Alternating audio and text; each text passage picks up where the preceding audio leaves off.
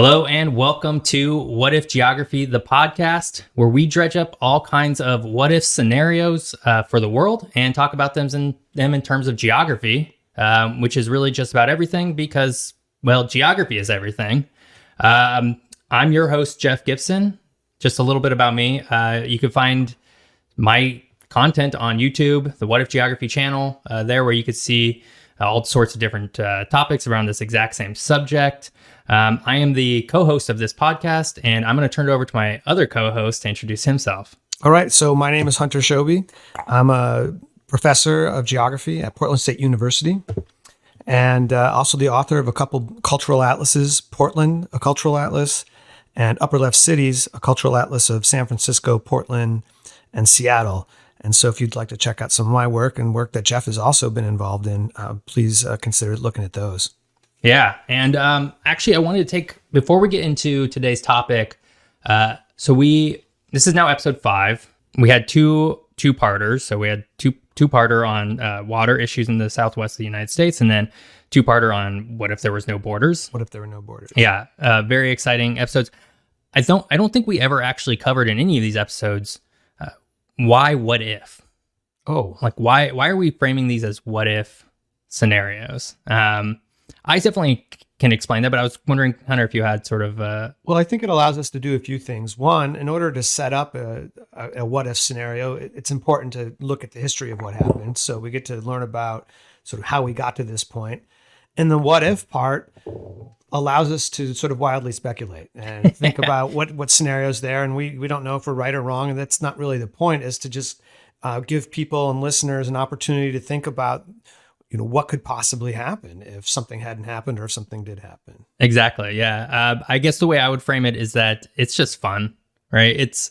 Geography is already very nerdy and fun for us. But there's definitely a mass appeal around theorizing and talking about what if scenarios really broadly in any context. We're using geography as the context, but I think what if everybody's asking what if questions? What if this happens? What if that happens? And we just get to, apply a certain lens to it. It lets us use our imagination a little bit. Absolutely lets us use our imagination. So that's sort of what we do. We're not always right about our speculations, but we do our homework, and we as with anybody answering a what if question, we do the best that we can. The point almost isn't to be right, and we're not trying to predict the future, but we're trying to talk about possible scenarios so we can think about where we're headed and if we want to be potentially headed in some of those directions.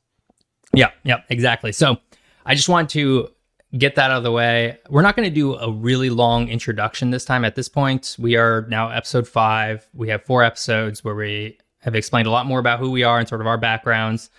So if you are interested and you haven't listened to those first 4 episodes, go back, listen to those. I think they will be really helpful. And one, they're just really entertaining. They'll be a lot more helpful in figuring out who we are specifically.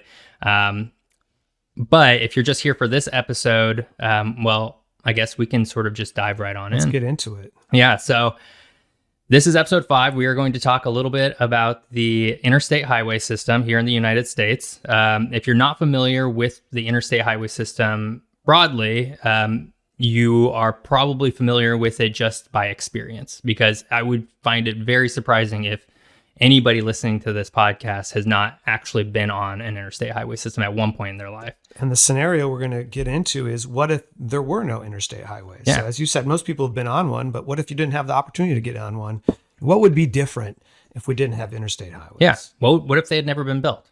How would that change the United States? How would it change sort of our urban fabrics, our, basically the core identity almost of the country? Because so much of who we are as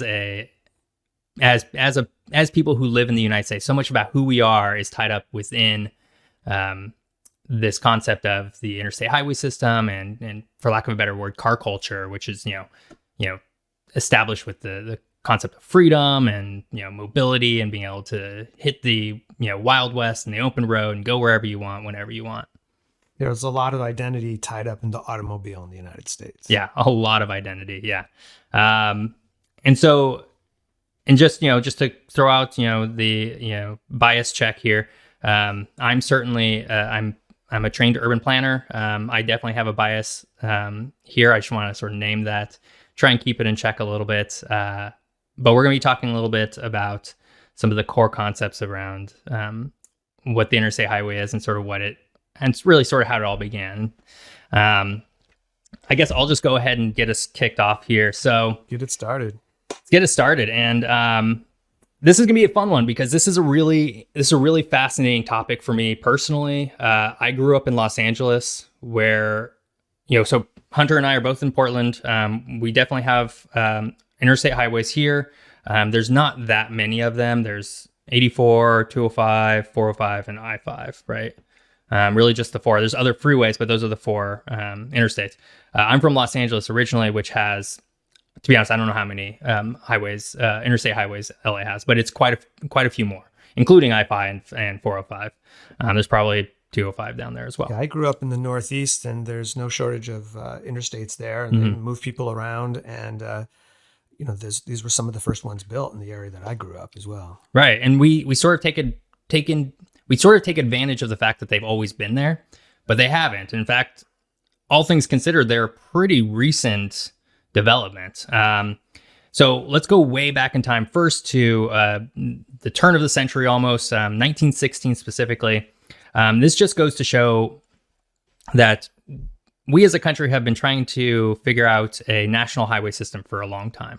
Over 100 years. Over 100 years at this point. So in 1916, there was an act passed by Congress at the time. It's called the Federal Aid Road Act of 1916. And really it established $75 million for the construction of limited access, and we'll get to what that term means in a little bit, but limited access highways that would be a 50-50 match. So if the state of, let's say the state of New York wanted to build 100 miles of highway, they would only get 50% of the money. The other 50% would have to come from New York itself. And that was the agreement at the time, because as we're going to see, things are going to shift pretty dramatically. And it's important to track how thinking about who should pay, whether it's the state or the federal government, because that's going to be one of the key debating points as we're talking about whether and how to instill an interstate highway system. Exactly. Yeah. Yeah. And just to, kind of contextualize that. So that's $75 million, which obviously today doesn't sound like a lot of money, right? That's not going to pay for really anything. Yeah, but that's 1916. 1916, right? Yeah. It still would have been short of putting this system in, but they start to allot money a little bit at a time to suggest that they can get it started. Yeah, and I actually can't remember so the Federal Aid Road Act of 1916 did have a certain amount of miles it was trying to build. I can't remember exactly how many miles of highway it was trying to build. Probably somewhere around 5,000 to 10,000 miles would be my guess. However, so that $75 million in 1916 is roughly equal to about $2 billion today. So again, that's woefully inadequate for, building out any sort of coast to coast highway. Yeah. If you are at all interested, I would encourage you to go in, whatever city you live in, your city has probably had some sort of highway project in the last 5 to 10 years, highway expansion, adding a lane, anything like that. I would encourage you to go and look at the plans. It's typically called an environmental impact statement or environmental impact report, and it will sort of lay out the cost of what this will cost. You can appreciate how little they originally allotted to build these things. Yeah, so it's really quite insane. It's like here's a 2-mile segment of whatever freeway, and they're just gonna add an auxiliary lane or just a regular lane, general purpose lane for these 2 miles, and it's gonna cost $1.5 billion, like easy. It's gonna be really expensive. And then look at how they plan to finance that, because you're gonna find controversy and debate about, well, how are we gonna pay for this? Oh yeah. I mean, if we look here, and we can get to this in a little bit, but here in Portland, they were not immune to highway expansion. There's a couple of projects going on now, and they are very likely going to bring tolling in order to pay for those, which is never a popular concept. Right. Well, that's something that we get to touch on in some of these future moments as well. Yeah. So anyways, the whole point around the Federal Aid Road Act of 1916 is just that it really was that very first bill to establish what would become, or at least envision the idea of a nationwide network of highways to really connect the country back and forth. Unfortunately, even though it was a relatively meager amount, $75 million, $2 billion today, even though it was a relatively meager amount, ultimately, basically none of that money got spent on highways. And it's for one very big reason, and that is World War I. World War I happened, and that put everything on hold. Everything on hold. And in fact, there's language. There was an addendum that passed, or maybe it was another act that passed. It was part of a war effort act shortly after this that basically purposefully said that they're siphoning the money from this act, the $75 million, straight into the war effort. So it all got postponed. And then what happened, Hunter? Well, I mean, the big moment here that we're going to touch on, I think the next point, right, is this military convoy that happened in 1919. And this was an effort to try to see how long it would take to mobilize a ground military support from Washington, D.C., in this case to San Francisco, from coast to coast. Yeah, the Presidio. Yeah. Mm-hmm. Was that right? The yeah. Presidio? Yeah. Interesting. Yeah, very specific, yeah. So this was 81 military vehicles, and the idea was how quickly would they be able to move overland? Mm-hmm. And I don't know if you've ever driven, coast to coast on the Interstate Highway System. If you did, you probably use that. I've and gone it can be from done. LA to Dayton, Ohio. Okay. Not quite coast to coast, but I've gone from Portland to Washington, D.C. Oh, so you almost made the exact same trip. Almost the exact same Mm-hmm. trip. In fact, I went from DC to San Francisco, so I have done that trip. So let's you went from DC to San Francisco? I did. That was Okay. my return trip, and You probably did this exact trip, yeah. and I did it in 5 days. Now it took these 81 military vehicles 62 days for this military convoy to go from Washington D.C. to San Francisco. Yeah, and just to I just want to add a little bit of context here for. I think today we would think about this concept of having a military convoy go from one side of the country to the other as sort of a test of sort of what our national infrastructure looks like and works. But I think today we would think, well, why would you even do that? There's planes, there's logistical support to get over to the other side of the country much faster. And I think it's just a really good time to remind everybody that this is 1919. There were airplanes, but they weren't hauling cargo across the country. If a war or if there was an invasion that actually hit San Francisco or Portland or Seattle or LA or wherever, any of those West Coast, the military forces stationed there would largely be on their own for a considerable amount of time, as clearly proven by this 1919 convoy of 62 days to really get any sort of. Well, it wasn't even that big of a force. It was 82 vehicles, right? That's right. 81 vehicles. I think another thing to think about is that this was done in order to see how quickly the military could mobilize, but I have to believe that this was also done to illustrate the need to create an interstate highway system. Oh, absolutely. Yeah, there's like a bit inside the, I think it came from the Wikipedia article on this page, on this convoy, but it just goes to highlight sort of like the issues they encountered on their way over. And so like one of them was, really poor quality bridges to the point where they basically, as they were going across the country, they would have to make a new bridge next to the, old rickety, probably wooden bridge that was just not going to hold a tank or a heavy military vehicle to go across it. Their vehicles were constantly breaking down.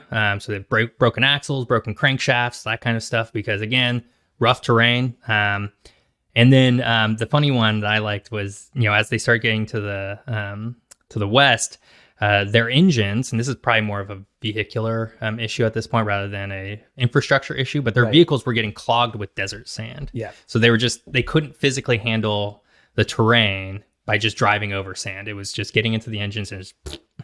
So the route that was taken was on something called the Lincoln Highway, which was formalized in 1913, which was really a collection of routes that sort of connected from coast to coast. The roads varied quite widely in their quality.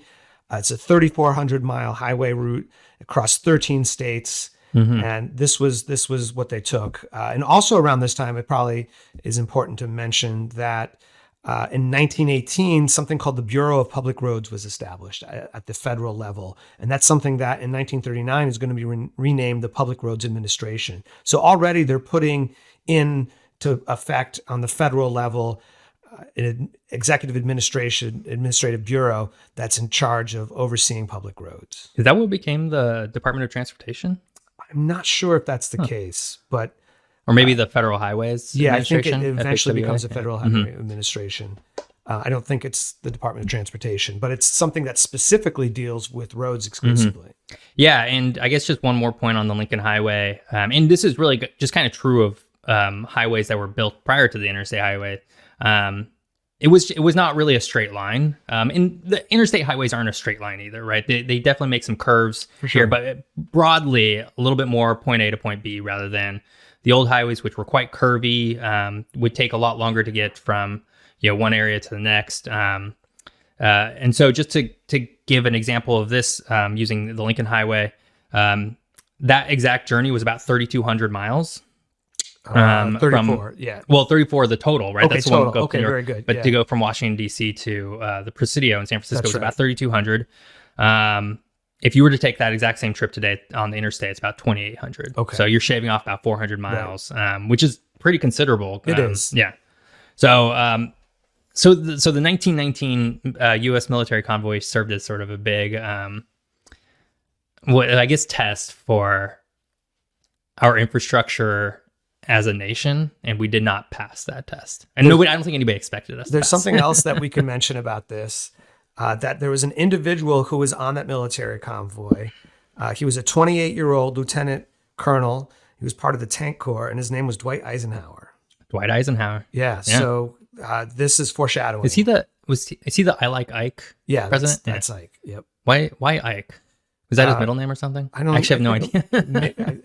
That was, I think it might have been the campaign slogan. Yeah. I Like Ike was the campaign slogan. I don't know if he developed that. Of course, he was the general who saw victory in World War II for the Allied forces. Yeah. So a very popular individual, but who took this trip, and that is going to be very important because he plays a very important role several decades on in establishing the Interstate Highway. Yeah. So we can talk a little bit about President Eisenhower in just a second, but I also just wanted to briefly mention that another reason why a formalized highway system wasn't established sort of during this whole first half of 1900s was not only because of World War I, but then there was also the Great Depression, which certainly didn't help anything. And then there was World War II, right? So it was kind of, there was a lot of starts and stops during this time that we'll get to in a little bit. But Eisenhower was sort of the linchpin, and his experience as part of this 1919 convoy would definitely form some ideas in his head that he would then sort of metastasize. Did I get that word right? I don't know. He would sort of like formulate while he was serving as I actually have his exact title. It's pretty cool. He was Supreme Commander of the Allied Forces in World War II. As he was Supreme Commander in Europe in World War II, he would sort of formalize sort of this concept of what the U.S. needed after he saw the Autobahn. That's right. Yeah, or at the time it's called the Reichsautobahn, which obviously they don't say that anymore. That's right. Because there's no more Reich. That's right. The other thing is that in the 19-teens, the 1920s, most people in the United States didn't own a vehicle. Yeah, that was. The Ford factory was starting to ramp up production and was trying to pay the kind of wages so employees could afford automobiles. But I think it was circa 1910 or something like that. Only 1 in 10 Americans owned an automobile. So that's very different than today. And so getting public support for an interstate highway system maybe wasn't attractive because most people didn't own their own independent vehicle at that time. Yeah, exactly. At that point, it was probably seen as a waste of money, right? In some respects, or something that most people couldn't take advantage of. Most people couldn't take advantage of. Yeah,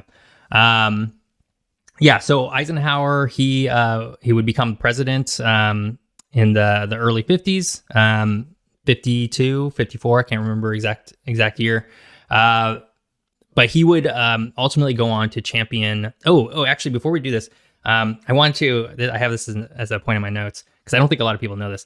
The Interstate Highway System is actually called the Dwight D. Eisenhower Interstate Highway System. It has a formal name. I never knew that until I was pulling together these notes, that we have branded our highway system after Dwight D. Eisenhower. It's like the Hoover Dam from a few episodes ago. Exactly. And he was part of the commission that looked at this in the first place. So a lot of times it's the back history of some of these people who become powerful statespeople. Yeah.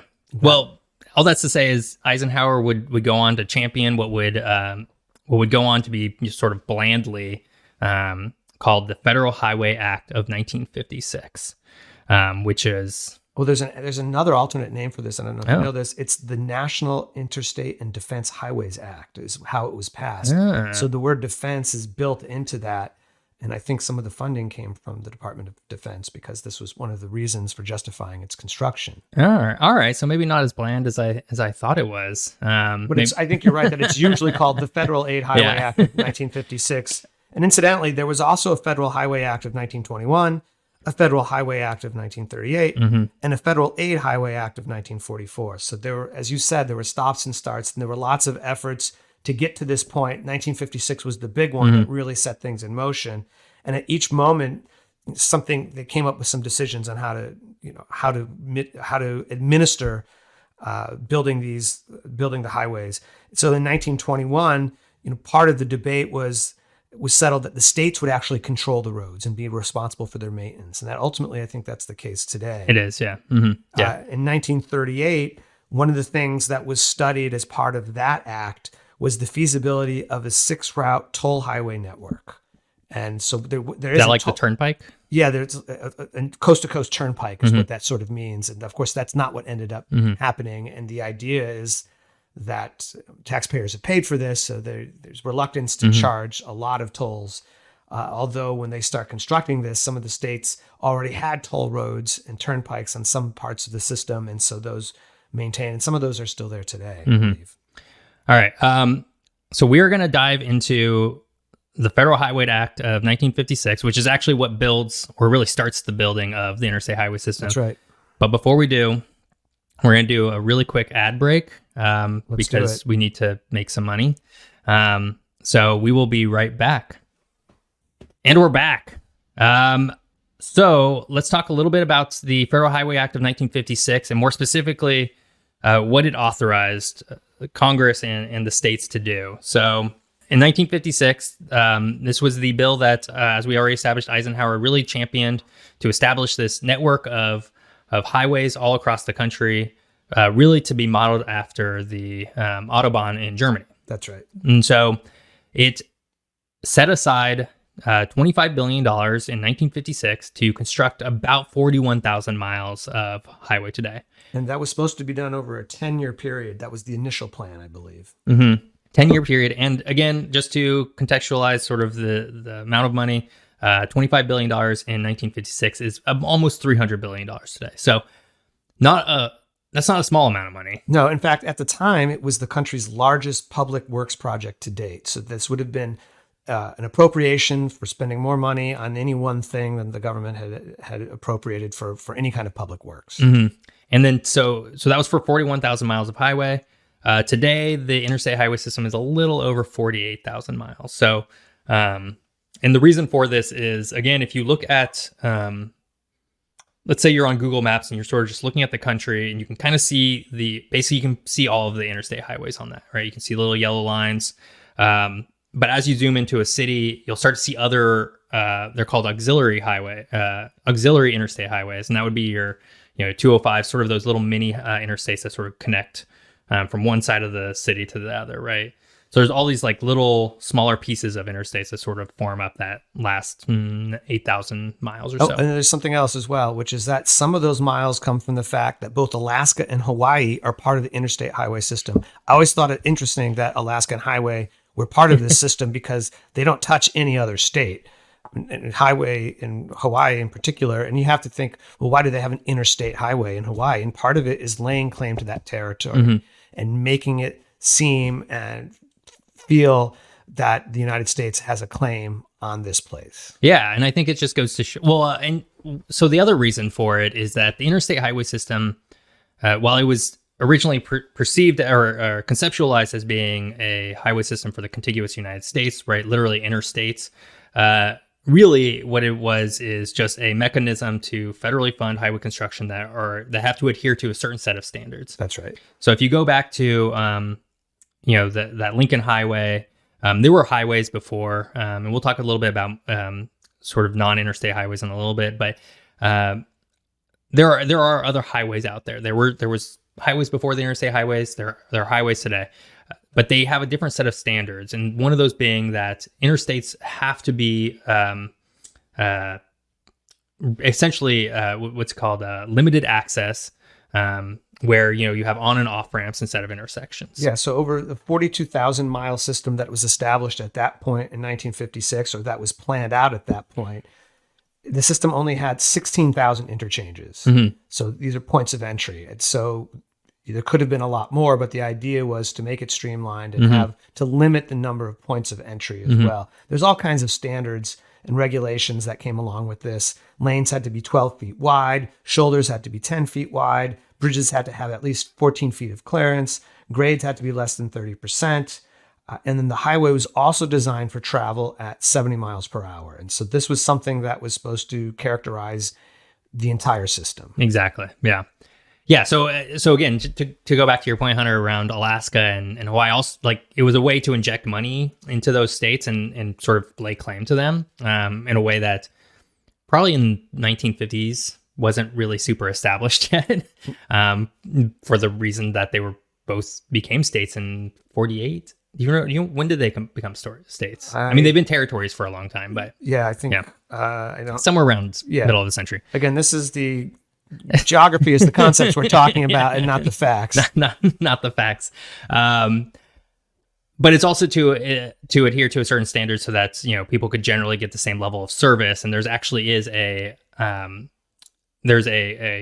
standard of testing roadways, particularly highways. It's called level of service standard, or level of service test that every highway has to sort of abide by. And if a highway starts to fall below that, then they have to go in and spend money to upgrade it and do what have you. And that's had a reverberating, cascading amount of negative effects, I would say, that we're not necessarily, maybe we'll get to in a little bit, but all that's to say is that these highways just have to hit certain standard of quality. And you mentioned funding. We should probably talk about the funding mechanism for this as well, because that's really important. Yes, but before we get into that, I have one more quick point on the interstate highway system as a whole. Very good. So going back to that initial cost estimate, right? So we said it was $25 billion to build out about 41,000 miles of highway. The interstate highway system actually ended up costing around $114 billion. And that would be about $535 billion in 2020. And it took about 35 years to complete its original design. So originally it was supposed to be done in about 10 years. It ended up taking 35 years. So I think it's just kind of funny because it's kind of part of the course for federal infrastructure projects, always over budget and late, right? Yeah, I have a note here that the system is constantly in the process of expanding a little bit, but I have a note that it was completed in 1992. And then the network continues to expand from there. So I don't know if that was the actual date. That's one of the dates that I had from my research. But that suggests, it took decades for this to get to that point. Yeah, that could be true. I'm not sure what this 35 years marked. I don't know if that's maybe there was some additional add-ons or something that took it all the way up to 1982. Because I believe that would be closer to, well, maybe that's about 37 years, right? Am I doing well, we don't have to get into the math. I'm not going to math this out right now. I was told there'd be no math. Yeah, this is geography, not math. Okay, so now let's get to how we are paying for all of this, because it's a huge issue today. It's been a huge issue basically for decades. And that is through a little mechanism called the gas tax. That's right. Every politician's favorite punching bag. And so the gas tax was originally set up as part of this bill to fund the interstate highway system through something called the Highway Trust Fund. That's right. Mm-hmm. And that fund was set up to pay that 90% of the highway construction will be paid from the Highway Trust Fund, which, as you said, was taxes on both gasoline and diesel fuel.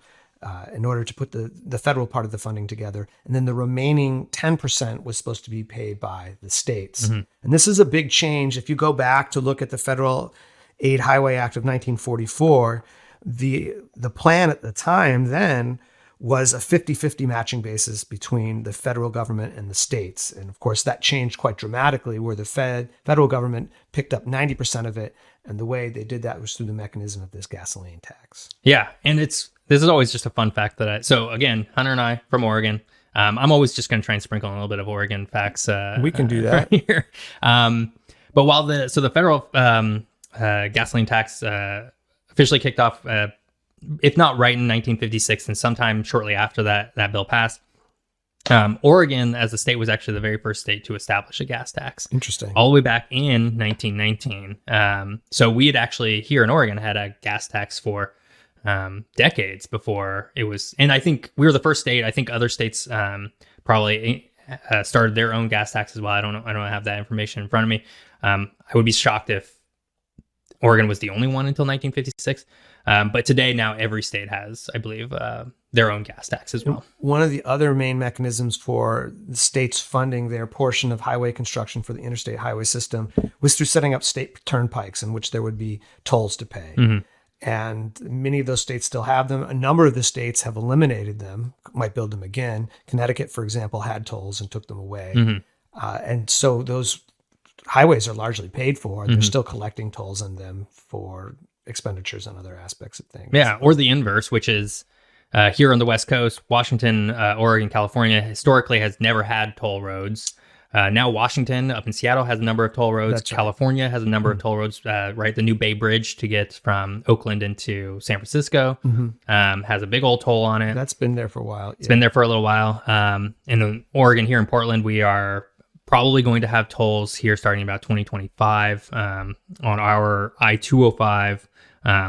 Fun fact, I used to work on that project when I was a transportation planning consultant. Inside information. Very likely to have tolls as they rebuild a key bridge along the Interstate 205.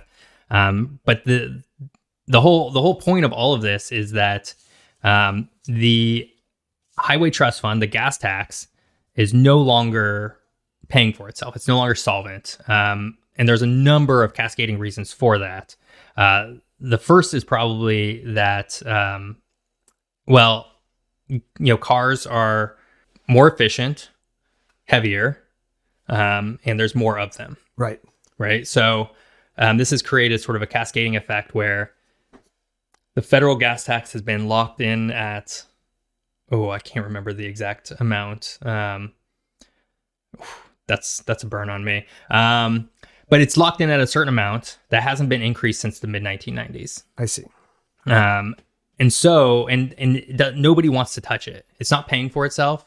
But it's not politically expedient to increase that. No, in fact, it's at a politician's detriment, right? It's basically signing your, no, I'm not going to get reelected. I will never be reelected again. Yeah. Because again, if we think about the Interstate Highway System within the context of the United States and sort of what it means to be, from the United States, so much of our core identity is wrapped up in, the automobile and sort of the quote unquote freedom of driving and how we should be able to do that cheaply and easily. And we've long had cheap gas in this country, and sort of that is starting to change. Although, as much as, as it's gotten more expensive here, it's still, go up to Canada or go to Europe and it's still very much more expensive. They're paying much more than market price. Yeah, exactly. It's important to mention, though, that we're talking about all this cost and everything, but that's not the way this was promoted, of course.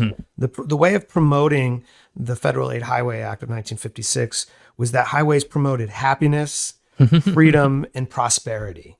And so that was the idea that it would be conducive to your being able to exercise what was seen as your right to be able to go wherever you wanted to, more or less. And this would be conducive for that.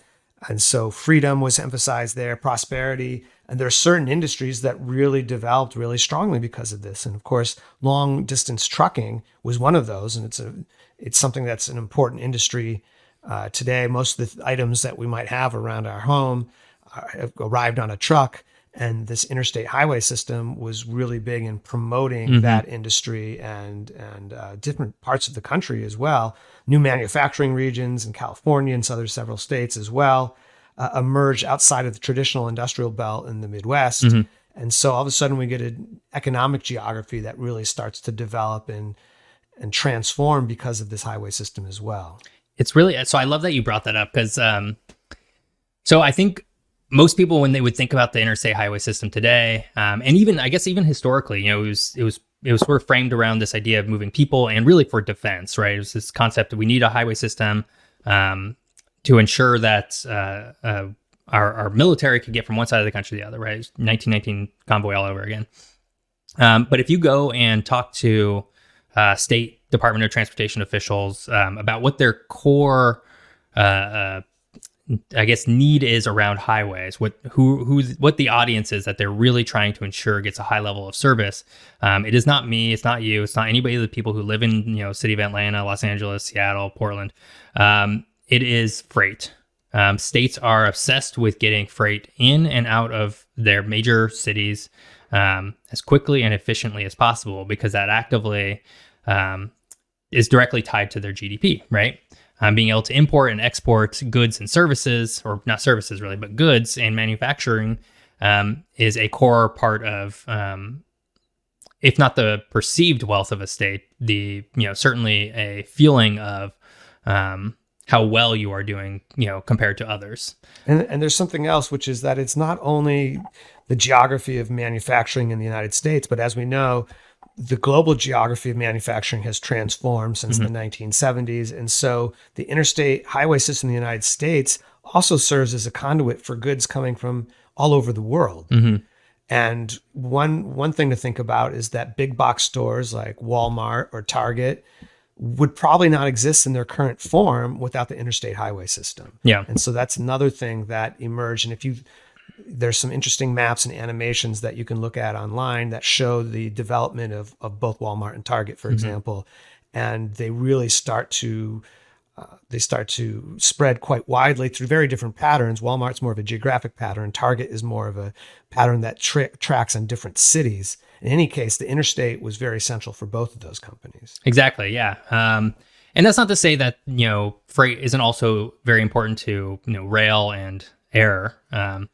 But there's, again, we built out a system of not only highways, but also roads that allow for trucking, the truck freight industry, to really go places that the others can't, right? They always have to serve, the trucking industry always has to serve some part of any of these freight trips. So even if you're, you know, training, you know, materials from New York to Portland, for example, at some point trucks are going to connect to those along the way. So, although it's tough not to get into the what ifs, and we'll try to hold off on this, but you know, it's interesting. It would be interesting to think about the role that the rail system and that the airway system would play if the federal highway system didn't exist. And that would be different, and you would still have trucking. But it would be different than it is today. Oh, I definitely have an answer. Or I have a good guess at what it would look like.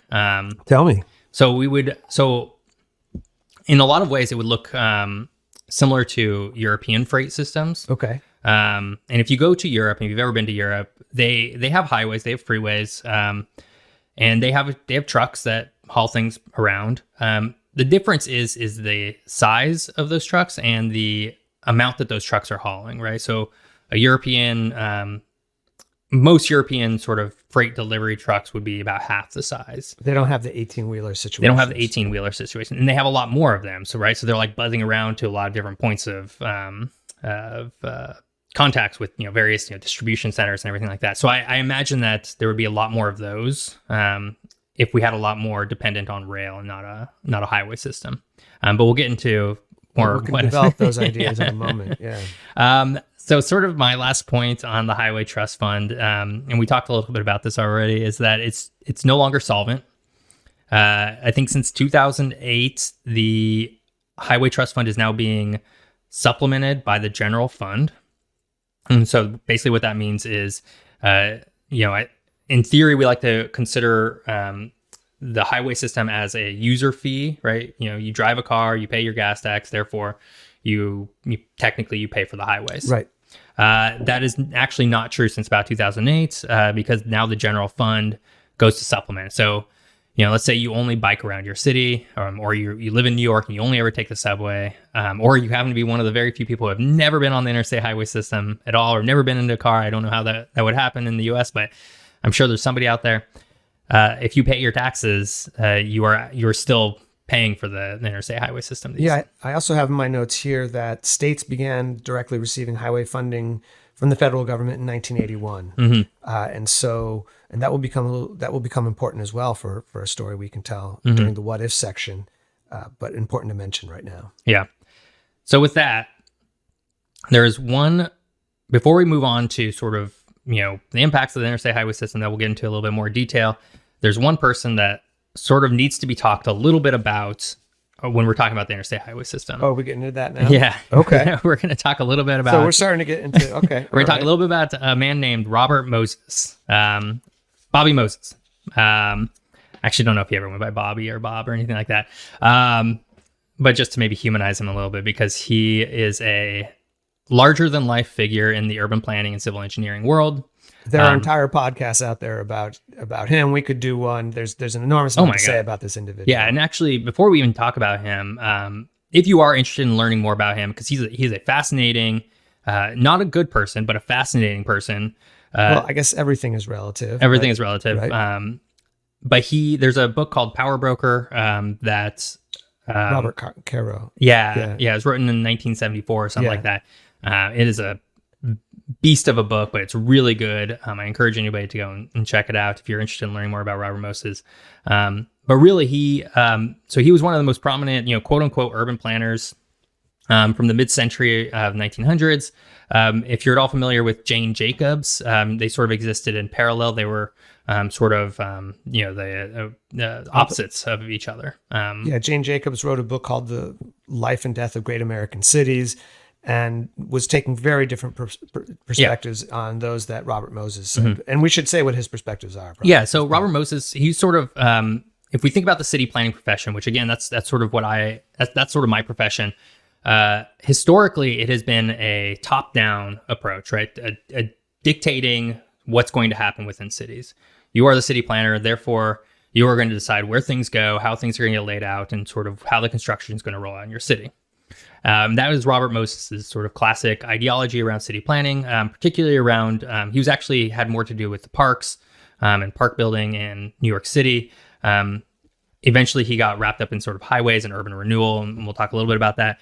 But you should just know that the idea of public engagement, which is something that we do quite a bit around in the United States today, including in Portland and Seattle. He was not a big fan of that sort of process. He wasn't really a big fan of what we would consider to be place-based planning, which is the idea that cities are for people and that people should be able to use them equally across the city and be able to have equal services, an equity of services around the city. He had a one-size-fit-all type mentality. The reason the book is called The Power Broker is because he was instrumental in transforming many aspects of New York, particularly transportation. The city would look very different and function differently if it weren't for Robert Moses.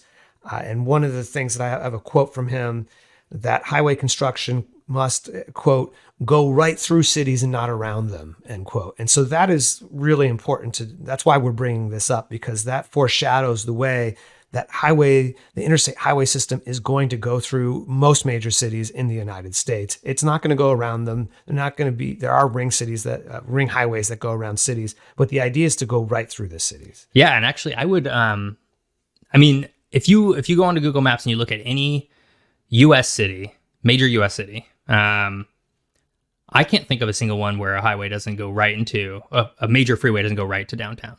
Possibly Washington, D.C. I'm trying to think. Washington, D.C. was able to fight a couple of the large projects, but most cities have these highways going right through them, and it's actually made to feel pretty normal here. And if you look at many other cities throughout other parts of the world, And of course, those are other parts of the world, but that's quite rare. Yeah. It's not quite the same thing. Oh, absolutely. Yeah, it's kind of it's definitely abnormal. Even Canadian cities don't. And right, oftentimes I think it's easy to compare Canada to US because we are very similar in a lot of ways. I don't think a lot of Canadians like to hear me say that, but sorry, it's kind of true. We have a lot of similarities, but a lot of their cities do not have that freeway right into the heart of their city. And so Robert Moses I think his legacy was that he would go on to really set the tone and really hold the influence over really a generation of city planners and civil engineers. That even though he wasn't directly responsible for, let's say, Portland's freeways getting built out, his ideology, his ethos, permeated through to the city planners who did plan out Portland's freeways. The idea was this is how it's done. This is how it was done in New York. The Cross Bronx Expressway, the Brooklyn Queens Expressway were projects that Robert Moses instilled, and they went right through some of the poorest neighborhoods and a lot of African-American neighborhoods. And it tore them up, and it took away homes, it took away places of worship, it took away businesses, and it took away a lot of wealth from people as well. And that is very much the legacy of Robert Moses. Yeah. And so we're gonna jump into the impacts of the Interstate Highway System, unless you have more on Robert Moses. I think I think we can leave it there for now. Because we're starting to touch on it a little bit, and it's a doozy. The Interstate Highway System has had a lot of impacts. Before we do that, we're gonna cut to a quick ad break. Get some products, get some services. Please buy something. I don't know, whatever. I guess we get paid either way. So here we go.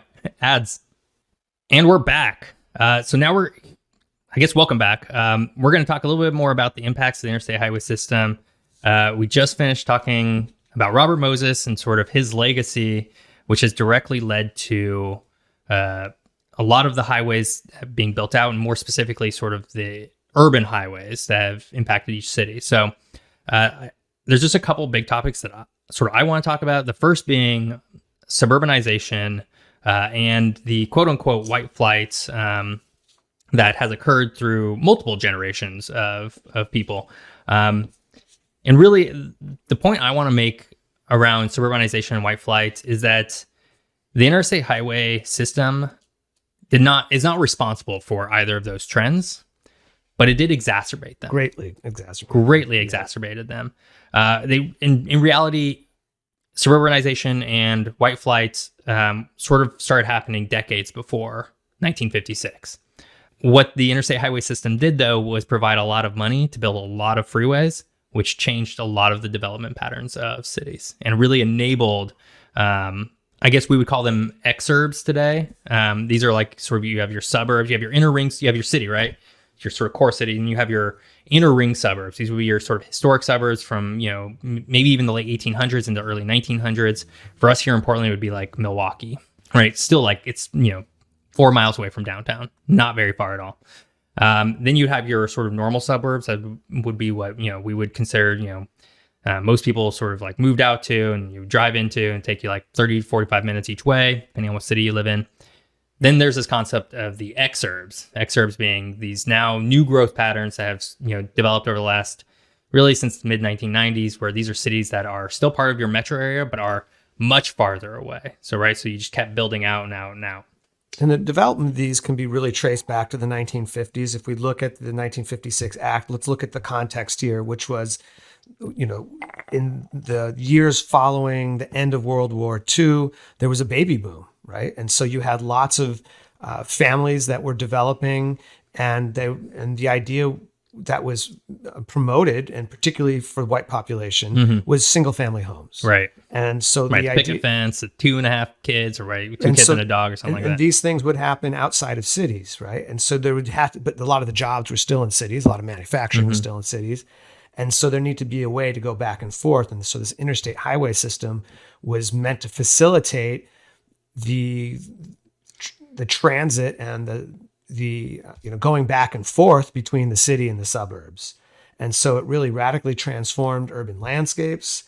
And it also allowed private property, which has been held at a very close premium and a dear value in the United States, to the point where once the interstate system sort of really gets entrenched, The statistic I have is about 65 to 70% of Americans own their own residence. And this is, of course, there's a disproportionate amount of this demographically, but that this is the largest share at the time, and this may be still true, the largest share of private ownership in the world. So it really allowed private property and the automobile to go hand in hand. And with that came this transformation of urban landscapes and cities and the social geographies that go along with them as well. Right. And really, this all leads to the concept that, it's become more politicized in recent years, as basically everything has.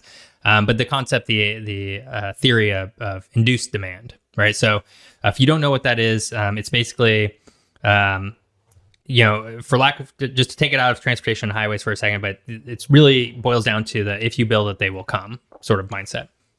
In this case, as you build out a highway, you are creating an avenue of low traffic in the beginning that directly connects to a major population center. And therefore, the land that's around it becomes more valuable to developers. So developers come in, they build what is perceived as popular at the time. In this case, in the U.S., it's always historically been, or at least not always, but certainly over the last century or so, been single-family homes, as Hunter just discussed. They will build out large tracts of single-family homes. Those homes will get purchased by people. Because those are sort of sitting at the fringe at that point of the city, there's typically not a lot of services out there, particularly around transportation, pretty bare bones if they even have sidewalks. They're pretty sprawly, so your services aren't really connected. Depending on the development patterns of the suburb, it can change a lot of, whether there's any other option. So other than driving. And so then people buy cars and then people start using the highway. And so, right, it sort of creates this whole domino effect where highway gets built and then sort of the development patterns that we see inside the States typically goes right along with it. Yeah, I mean, if you think about I-5 on the West Coast, I-95 on the East Coast, look at I-40 or I-70, things develop along these highway systems. And then property values also are high along these systems because you have access to that. So it really starts to impact the economic geography and the housing geography of the United States. Although, so it's worth pointing out because we're speaking in broad terms about property value near highways. It is obviously worth pointing out that houses that are right next to highways, typically are not as valuable. But ones that have easy access that aren't right next to the highway are the ones that have that sweet spot. And if you're 40 miles away from an interstate highway, that changes things a little bit. Exactly. Well. Yeah. And the U.S. isn't unique in this matter, right? Like, again, like the way we've done things in the United States is we built out these highways through this interstate highway system as well as other means. And these development patterns have cropped up. That's not to say that Canadian, British, German, right? They all have some aspect of this. There are German suburbs, there are Spanish suburbs, there are Chinese suburbs. There's suburbs in Japan, there's suburbs in Latin American cities. Yeah, and they, to varying degrees of density, but typically lower density than their core cities would be. This is more human than anything else. The difference here is the way that the U.S. has, one, subsidized and spurred the growth of the highway above everything else, which we'll talk a little bit about later in the episode. And the for lack of a better term, the propagandizing of single-family homes over any other type of housing infrastructure, really to the detriment of building anything else. And we're not going to really talk about zoning. Maybe that's a future episode, actually. It probably is. But there are, up until very recently, this has started to change. But up until very recently, in just a few core cities and states, there's been very strict zoning rules that basically say you can only build one type of housing, and that is single-family housing. That is very intentional, based on a lot of sort of core, values that go sort of hand in hand with what people think of when they think of owning land and being an American in the United States. Well, so I think we're getting to the point where we're talking about some of the issues that have arisen because of this highway system. And I think we need to revisit, we were talking about Robert Moses and his philosophy of putting highways that run right through the cities. Now, of course, they didn't go through any part of the cities. They were going through the cities they were going through the parts of the city for the people who had the least political power. Mm-hmm. And a lot of times that these were poor neighborhoods. A lot of times these were African-American neighborhoods, Latino neighborhoods, Jewish, Greek, and Italian neighborhoods. And these are the groups of people who experienced great loss because their neighborhoods were greatly damaged and torn apart to make way for highways. Mm-hmm. And so we have the loss of wealth. And that's one of the big legacies of this. Again, homes, businesses, parks, social venues, places of worship were destroyed to make room for 4, 6, 8 lanes of highway traffic. And that sometimes these were, ran through these neighborhoods that people didn't have a lot of control over. But beyond that, even sometimes they were intentionally put to segregate parts of cities and to keep white populations away from other populations. Yeah, I think so I think I just want to hit on one aspect of this concept of building highways through areas of Black communities and different communities that were less wealthy overall. And I think a lot of people, at least the arguments I've heard online, is like, well, they built the highway where the land was cheapest, which was true. A lot of times they built the highway directly where it's cheapest. It happened to be cheapest in these areas where it was a historically Black community or a Hispanic community or whatever.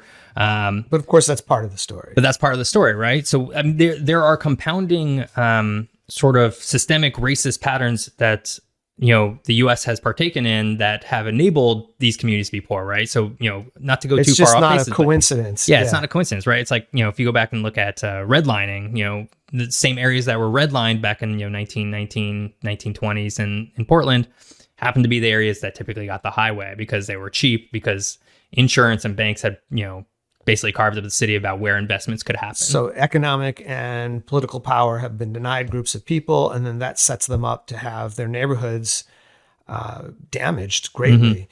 Mm-hmm. I mean, this happens all over the country. So I can give you some examples here. Let's do it. I-94 in St. Paul, Minnesota, destroyed some 600 family homes and 300 businesses in the Rondo neighborhood, which is a Black neighborhood. I-95 in Miami, the destruction of 87 acres of housing and commercial property in the Black community of Overtown. I-75 through Black Bottom neighborhood in Detroit. I-75 through the West End area in Cincinnati. I-81 in Syracuse, New York was destroyed much of the 15th Ward, which is a Black neighborhood. I-20, the Claiborne Expressway in New Orleans. I-244 in Tulsa's Greenwood neighborhood. I-40 through North Nashville and Nashville, Tennessee. I-85 through Montgomery, Alabama. I-35 west through the south side of Minneapolis. I-20 through Atlanta, which is designed to create a barrier between white and Black neighborhoods. The Eisenhower Expressway in Chicago, which went through Black, Greek, Italian, and Jewish neighborhoods. And this is just part of the list. Mm-hmm. Yeah, I mean, even here in Portland, I-5, the big West Coast freeway, right, connects basically Canada to Mexico. I mean, here in Portland, directly through the neighborhood that we would call Albina today. That's right. Historic Black neighborhood. This was an area that was redlined. It was one of the only areas that African Americans could live in Portland. Yep. And then it got torn up and got demolished. And things, the neighborhood wasn't eliminated, but it was decimated. It was decimated. And a lot of the wealth of the neighborhood was taken away from people. And the wealth that people would have from having homes that would be worth a lot today, those homes don't exist anymore. Yeah.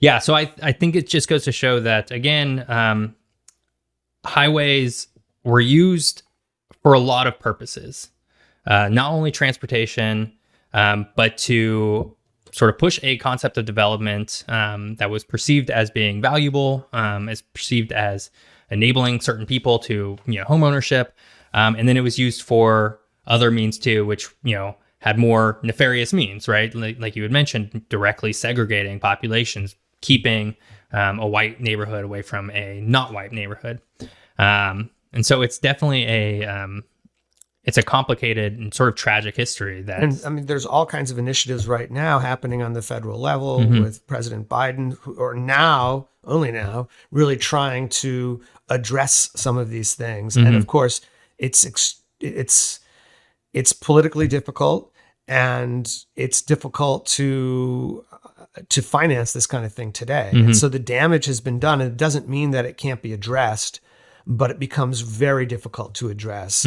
Yet attention is being brought to it, rightly so, because these are wrongs that need to be addressed. Yeah. And I think it's easy to think that, oh, well, this stuff happened in the past. We don't really do that anymore. But it's really not true, actually. It's not true, yeah. There's a freeway expansion going on in LA. And I actually think it might have just got canceled, or it's very near to being canceled. But Metro, which is their sort of metropolitan planning organization, which sort of handles these kinds of projects, was going to do a highway expansion of, I believe, I-710. I don't know if it's an interstate or just a state highway. Well, if it's got the I. Well, I don't know if it does have the I. Oh, okay. It could be like a California Highway 710. I actually don't know. But I think at this point, it doesn't really matter, right? They're all funded at the same level, and they're going to do the same kind of damage. The point being here is that this freeway goes through communities that are largely not white in LA still today. And they were going to expand it for the perception that traffic is terrible in LA, which it always has and always will be. Sorry. Well, it's not always. We should back up, because it hasn't always been. It hasn't always been. But it always will be. But since the highways have been put in, it has been. Exactly. And we'll get to that, in a little bit. But the traffic will always be bad. So adding another lane isn't going to fix it. However, adding a lane to this highway would actively, I think it was going to remove somewhere around 1,500 homes. So again, just repeating what we've done in the past. So we're not beyond the stage. We're in some ways, we're trying to make amends, right? Through what you were just talking about with President Biden and Pete Buttigieg's DOT. They have some money set aside, particularly around highway removal or capping highways, which is all great stuff. But we're not beyond the point where we are still actively causing damage to cities for the perceived benefits of drivers really coming from out of town or the suburbs. So there's one more thing that we kind of want to talk about. However, before we do that, unless you have anything more to add on sort of the racial segregation, destruction of cities. There's more we could say, but let's move on, and we'll probably revisit that in the what if section. Okay. So we're going to do another quick ad break. Okay. So listen to some ads, help us make some money, and we'll see you guys here. And we'll be back. We'll be right back. Yeah. Welcome back. We just concluded finishing talking about sort of the destruction of cities by highways, and particularly the sort of the racial segregation and destruction of communities of color historically and even today. We're going to move into sort of our what if scenario, which is funny because it's always like we spend so much time talking about everything, and it's like only like a third of our episode is actually on the what if. Well, like some of the what if sneaks into the first part. It does. Like we sprinkle it in, kind of way, but this is now the straight up sort of speculation. Yeah. There's one thing I wanted to talk a little bit about before we get into the what ifs, and that is just the impacts, not just on our cities, but really on public transportation and commuter rail and really national rail. Because while there's not a direct link to, oh, well, we built the interstate highway system, therefore that money would have gone directly towards public transportation and trains and all that stuff. That probably wouldn't have happened. It's certainly not a 1-for-1, but it probably would have happened to some degree. So I just kind of wanted to call that out, and we'll talk a little bit more about this when we get into that next section. But if you think about how much money we've spent on the highways, if even a fraction more of that went to public transit, the amount of frequency and service that we would have in our cities, as well as, again, if without those highways, our development patterns probably would have been a little bit more compact. The amount of service that would have been allowable would have been much more higher quality. And I think that's just worth calling out, especially, if we look at the actual budget. So in 2019, collectively over every single state, the U.S. spent about $209 billion on highways. That'd be your upkeep, you're building out new highways, repaving, that kind of stuff. By comparison, again, collectively, the U.S. spent about $18 billion on public transit during that same time. So there's a huge difference there. And then if we look even one level higher for Amtrak, which Amtrak has some, it's a quasi-governmental agency, but it's also a for-profit company. And it's running on rail lines that are owned by independent freight companies. It's very bizarre. At some point we'll talk more about rail because I have a lot of episodes on rail, particularly around high-speed rail. but Amtrak, gets about $1.4 billion from the government each year. So all told, public transportation and passenger rail gets about 10% of what the highways get. So it's just something to think about as we're talking about sort of the impacts of the highway system, that there are services that sort of came at that lost out because of the highways at different scales, at different national scale, regional scale, urban scales. There is one sort of exception here that gives us an illustration of how money could be spent differently, and that's in the San Francisco Bay Area. And I believe at one point, BART, which is the Bay Area Rapid Transit, they were allowed to spend money on that system as opposed to some of the highways. Right. And so it's not as expensive as it could be, but things would be, think of how much worse it would be in the Bay Area if BART didn't exist. Yeah. Well, and I'll even do you one better, because after you said that, it just popped right into my head. So again, here in Portland, we have, a number of freeways. We were supposed to have another one. It was called the Mount Hood Expressway. It was supposed to go from downtown Portland-ish, go out. It's currently on a road that's called Powell Boulevard. Basically goes out past, Mount Hood. Down Division, out Powell. Yeah. Money was set aside. It was going to happen. Portland organized, massive protests and essentially got it shut down. And the state effectively was able to convince the federal government for them to be able to use that money to then create what is today our light rail system. It's literally what started our MAX light rail, our very first line. So there is a historic precedent for that money being directly transferable to high capacity transit. But again, to return to what happened in Portland, the highway that did get built went through the poor Black neighborhood. True. Yep. And so sometimes Portland likes to celebrate, and use the Mount Hood Expressway not happening as an example of what could happen. But there's a nefarious side to that. Oh yeah. Yeah. So that area that the Mount Hood Expressway would have gone through was, has been majority white, basically. Well, probably still is. I actually don't know what it looks like today, but, certainly in the past. The close in area. Yeah. It was not a redlined area. That's right. Yeah. Okay, so with that, like always, we're getting here towards the end of our episode as a whole. We're going to talk about our grand sort of what if scenarios, right? So what if, after everything we've just talked about over the last hour or so, what if we actually never built out the U.S. Interstate Highway System? It just didn't happen. And I think the first thing that I want to start with, Hunter, is just tracking back a little bit and talking about how we would still have highways. Right. It's not eliminating highways. It's just eliminating interstate highway system. Exactly. And so states would have been more responsible exclusively for putting systems together, and things may or may not link up from state to state as well. That's something to think about. So exactly. So things might not have linked up quite as well, although at some point over the last 3 decades or so, that probably would have happened more. There would probably been a lot more co-planning. But the reality is that highways, again, we talked a little bit about this, but highways existed before the Interstate Highway System. And highways that are not part of the Interstate Highway System are still being built out today. That's correct, yeah. Right, so if you look at a highway map of the country, you're going to see basically 3 designations of highways. You have your interstates, and again, that's part of the Interstate Highway System, which means it has that little blue badge with a little red banner, and it has the I in front of the number. That's right. Then you have one lower that, and it's the U.S. highway system. And U.S. highway systems are still funded. They're all kind of funded by the federal government, to be honest. But they're still funded, basically out of the same pot of money. They typically have a little white shield on Google Maps or something like that. They'll just have a number attached to it. Sometimes it'll be U.S., 90, whatever. There are some differences there around sort of the standards, right? A U.S. highway can have what have you? More points of entry. Intersections. Yeah. Basically, it can have lights and stop signs and everything. That's like right. That. And then you have each state will have their own state highway system, right? So here in Oregon, we would have Oregon state highways, which would be like OR-20, OR-96, whatever.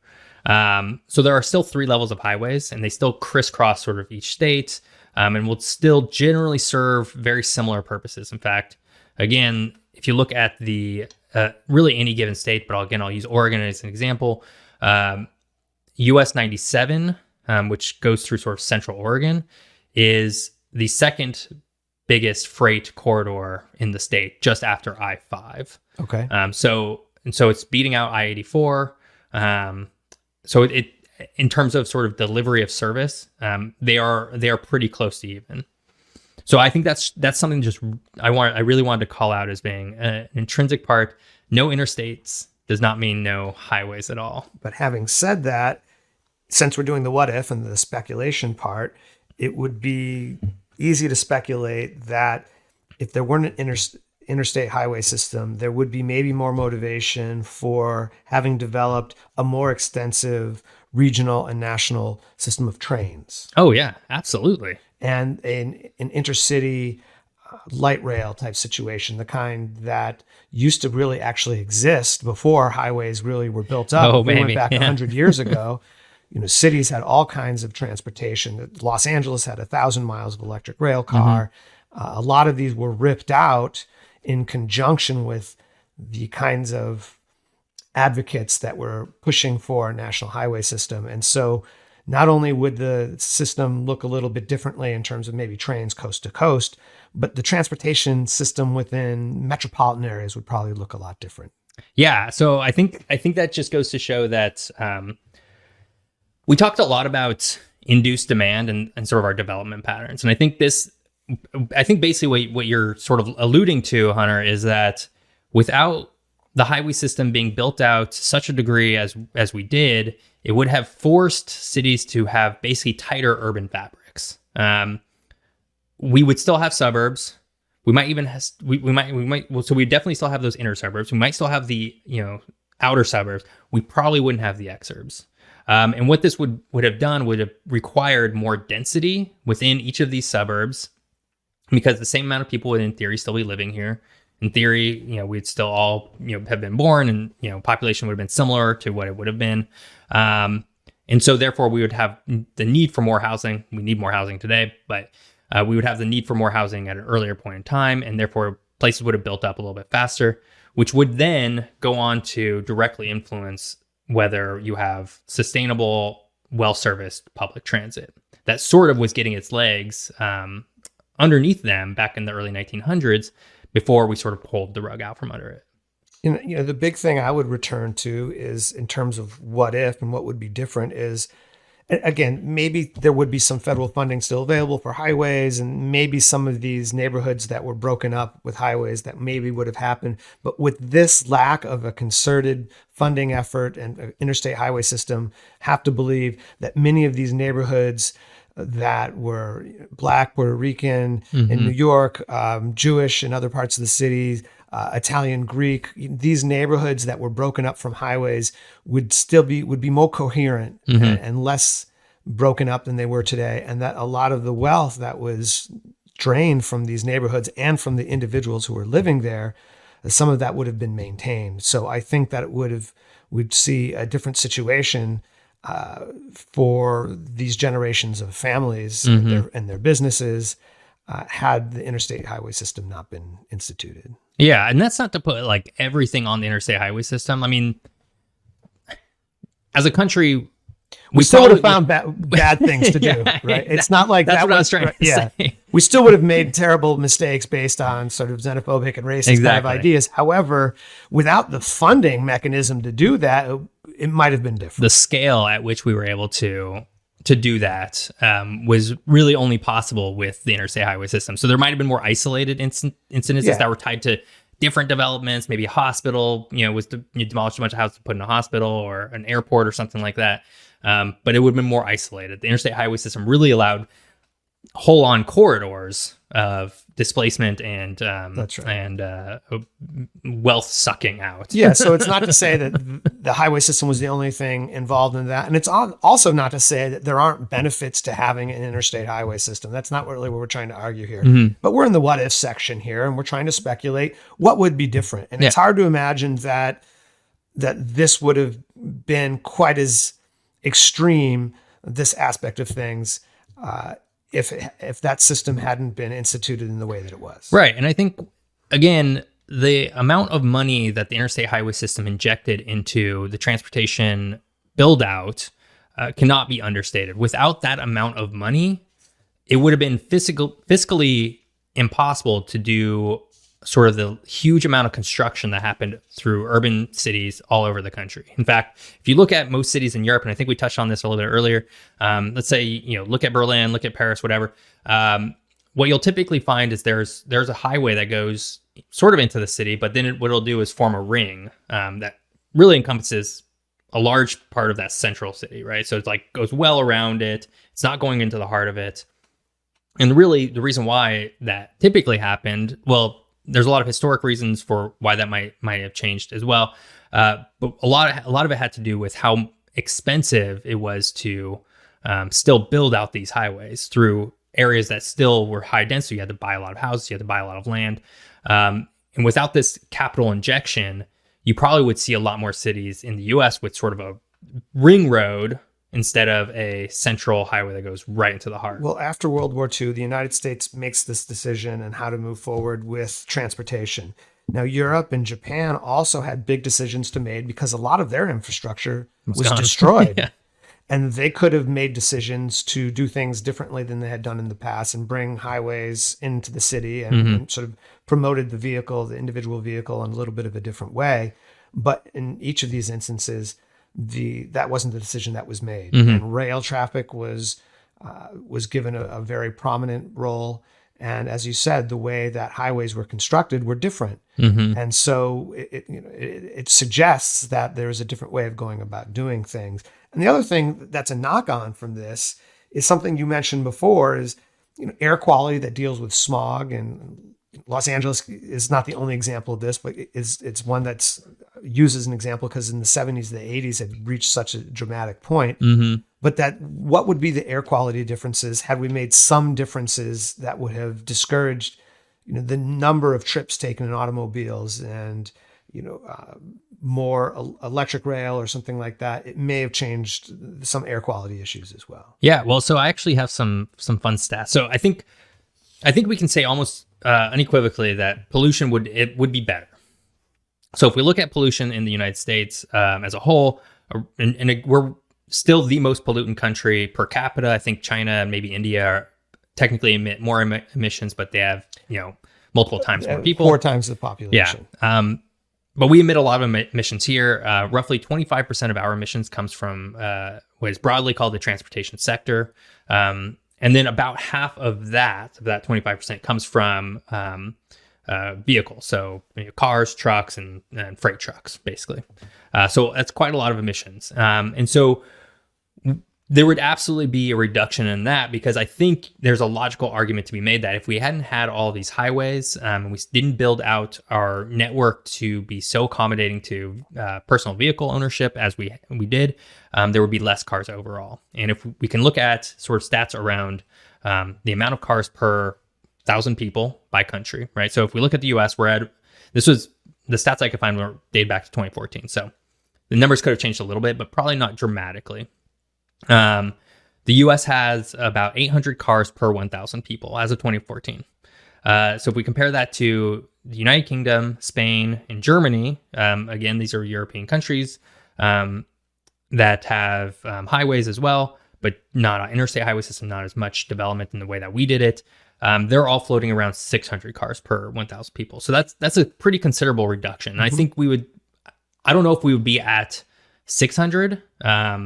I think there's definitely an argument to be made that the U.S. is a much larger country, and therefore, in a way, it does almost naturally encourage personal automobiles. To get perhaps, right.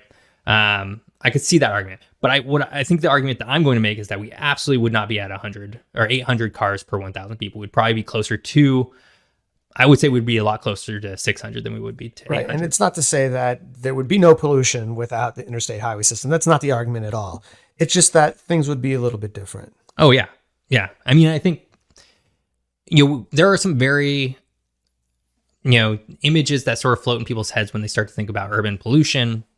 And what I think about most often is Los Angeles. Los Angeles, there's a lot of movies that showcase this in the 80s and 90s, but basically became very famous or infamous, I would say, for its smog back inside of the 80s and 90s. in which case, it was just sort of a blanket of haze that sort of sits over the city. And it's important to remember that most of that is coming from all of the vehicles that crisscross every single day in this city, right? It's actively throwing fumes into the atmosphere. Now, of course, LA has sort of a bowl sort of type natural sort of geography. So sort of conducive to trapping this. So it sort of traps it, right? Which, maybe it makes it worse for the area. But the reality is that that's just sort of a really nice visual, or really bad visual, really, of just showing just how much pollution that, that amount of vehicles can create. It looks invisible as we're just, putting around town, but actually goes up and, it sort of sits inside the sky.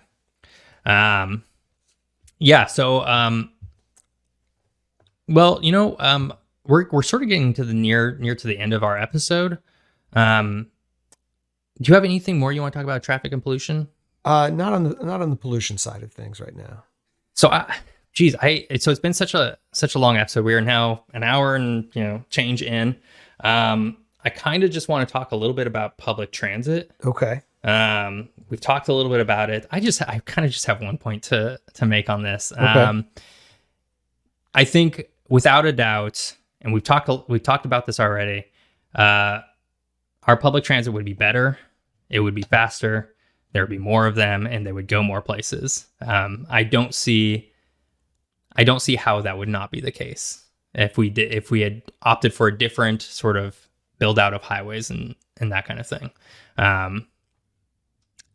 Do you agree? Do you disagree? I have to agree with you. Yeah. I mean, I absolutely agree with you. I mean, we don't know for sure that's the case, and it wouldn't be that there would be. It might not mimic exactly what's happening in other places, but I think that you're right in my mind as well, that the public transportation situation would be different and probably more favorable than it is today. Yeah.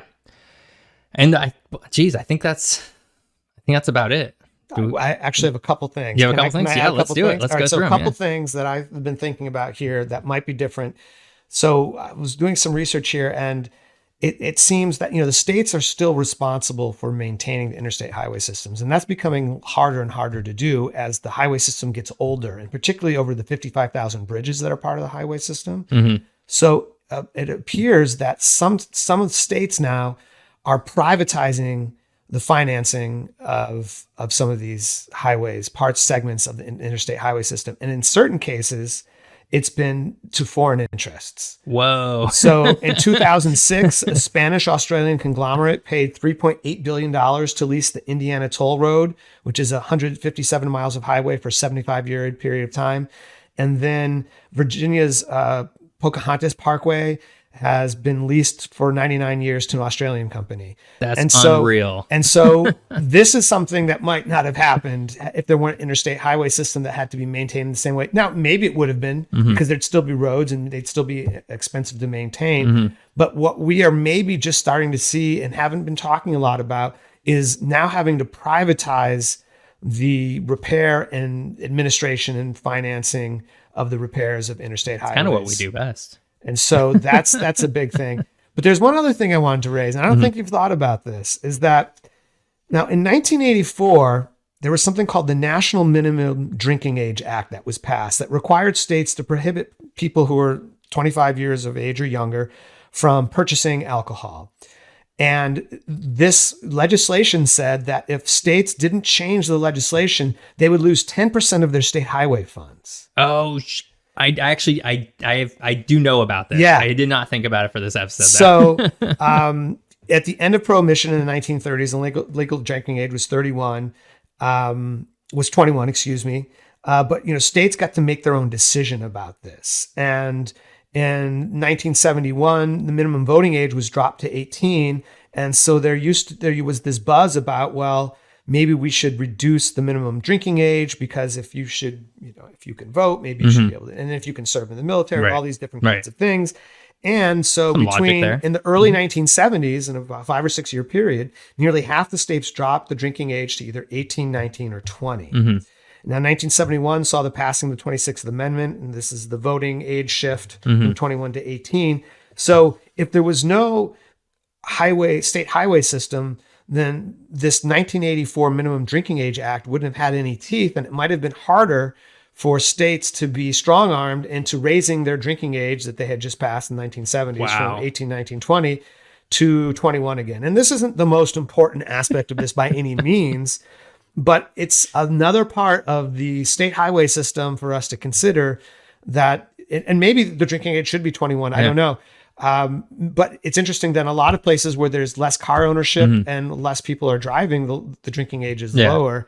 In the United States now, and I can't remember, Washington, D.C. and in another couple of states were the last ones to change this. And some people were grand-personed in so that they would, they were already of drinking age at a certain age.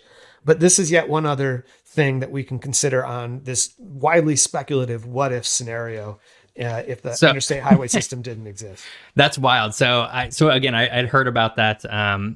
But I think I lived through that a little bit. I'm a little bit older than you, so folks, you heard it here first. If it weren't for the interstate highway system, you would have been able to drink at 18. It depends, depending on the state that you lived in. Yeah. I have heard about that. I did hear about the funds being tied to highway funds by state. Whether they adopted this or not. I also heard that Wisconsin was the very last state to implement this. Okay. And actually, it's really funny because if you look at a map of the most the counties that drink the most of alcohol, 50 out of, or 48 out of 50 of them are in Wisconsin. It's something insane like that. Okay. So clearly they like, they like their beer. there's cultural preferences here. It's cultural preferences that are regionally based. Yeah. And I don't, at this point, I don't have any skin in the game anymore, but certainly, if I was 18, I was listening to this, I'd be like, damn, that sucks. Well, I don't know what the right age is. I'm not suggesting it should be any particular age. And we're also in a country where that you can drive at 16. And it's interesting that you can drive at 16, and then magically at the age of 21, you can start drinking, and you can be able to handle that perfectly and know what your limits are. Yeah. Of course, you shouldn't be really drinking and driving at all, and so that's maybe the best way to go about doing things.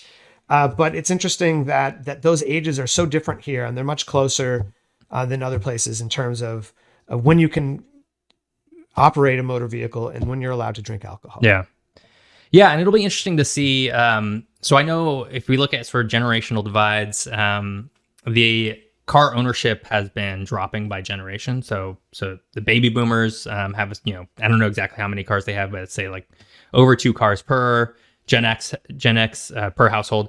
Gen X had a little bit fewer, millennials even fewer than that, and now Gen Z is buying even fewer vehicles. Of course, they're not quite Gen Z is not all quite of the age to be able to afford or to drive. Exactly. So it's maybe a little premature to make that prediction. Yes, but it does seem to be right because we still have the 3 generations that are showing that decline. That has to do with the amount of urbanization that's happening as well. So more and more people are living in cities, and sometimes living in a city having a car is much more difficult. Yeah, so it'll be interesting just to see how that would change things, right? So if we were looking at millennials, right now, millennials, of which I am one, I think the youngest is probably, about 28, 29 now. So definitely of, certainly car buying age, although a lot of now increasingly being home buying age as well. Still the car ownership rates, I don't think have ticked up in millennials, in recent years. Granted, the pandemic, I think maybe has thrown a loop through that. But I think if that holds, it'll be interesting to see how priorities shift as if millennials still aren't buying as more cars and Gen Z doesn't, and so on and so forth, how that changes things around funding highways and expansion into the future. It's interesting to think about as people in these generations become in leadership positions. So I'm in a different generation than you. I'm squarely in Gen X. Gen X, yeah. And we're the generation that lived through the National Minimum Drinking Age Act, where people were about to become of drinking age and the law changed. So maybe the perspective is different there. Yeah. So I think that's it. That's a wrap. That's a wrap. That's episode 5. That's episode 5. This is our first single episode. I think when all said and done, we'll probably be about an hour and a half, which I think it's fine. You can listen to it at your will, right? That's you right. Can pause People it. listen to things. It's pretty easy to break it up. Yeah. Yeah. But we just broke down sort of, we painted a future for you, or a alternate history for you of what if the United States without any highways, or what without if there was no interstate highway? That's right. So personally, I really enjoyed this episode. I really enjoyed creating it for my YouTube channel. And so now it's been equally fun to dive It's into a great follow-up. A lot deeper dive. So with that, we're gonna do some pluggables. Hunter, kicks off. I'm Hunter Shobe, and I'm the author of Portlandists, a cultural atlas, and Upper Left Cities, a cultural atlas of San Francisco, Portland, and Seattle. If you're interested in geography and non-traditional cartography, maps of all kinds of different varieties, I encourage you to take a look. Yeah. And I am Geoff Gibson. I am the host of the YouTube channel of the same name. You can find me on Twitter at Geographic Geoff. Again, Geoff, Geoff. Or Instagram at geographic_Geoff. You can also find this podcast and the YouTube channel on Twitter just at What If Geography. We don't have very many followers yet, but I'm sure that'll change at some point. I am terrible at social media, so it's something that I'm trying to get better at. Well, you're a millennial. I'm Gen X. We've gone over this, and this should be. We need a you, Gen Z right? on the yeah, team. That's right. That's what we need. Yeah. So with that, have a good one, everyone. Thanks for listening. Thanks for listening.